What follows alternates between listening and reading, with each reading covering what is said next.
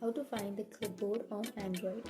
So if you want to find the clipboard on Android, then first of all open up your messenger application or any application, and then you can go for keyboard.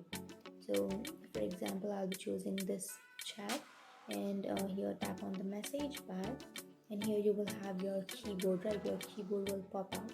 So if you want to go for the clipboard, then here on the upper side of your keyboard you will have a bunch of options.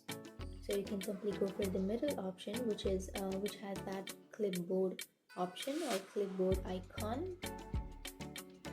Tap on that, and here it will take you to the clipboard. So you can simply scroll down, and then you can see something. If you have copied something, then you can simply tap on that, and then it will be automatically pasted on your message bar.